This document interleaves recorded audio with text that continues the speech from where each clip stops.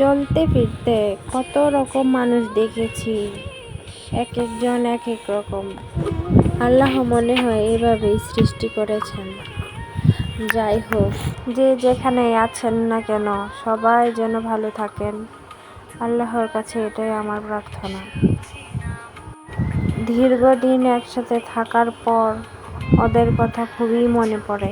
আমি যাদের কথা বলছি ওনারা হচ্ছেন আমার ভাবি। ভাবিদের কথা মনে পড়াটা খুবই স্বাভাবিক। পরিবারের বিশেষ মানুষটি সাধারণত আমাদের জীবন বড় বোন, বন্ধু, অভিভাবকের এক মিষ্টি চরিত্র হয়ে ওঠেন।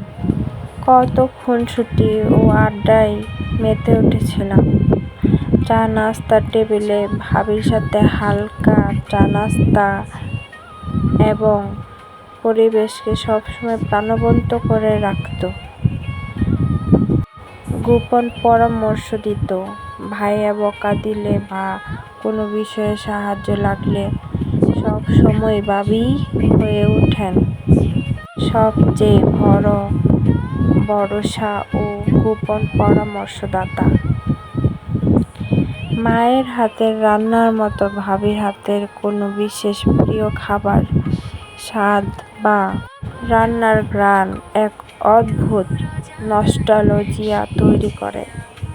বিশেষ করে ঈদের কেনাকাটা বা পারিবারিক অনুষ্ঠানে ভাবির সাথে শপিং করা এবং শাড়ি সাজগোজ নিয়ে আলোচনার স্মৃতিগুলো আজ স্মরণ করিয়ে দেয় এবং খুব আনন্দের হয়।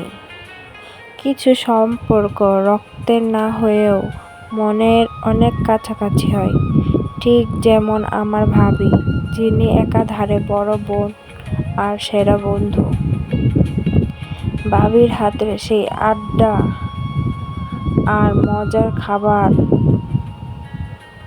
রান্নার দিনগুলো খুবই মনে পড়ে।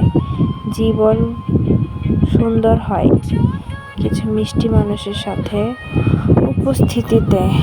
ভাবি মানে একটা অন্যরকম ভরসা আর একরাশ মিষ্টি স্মৃতি।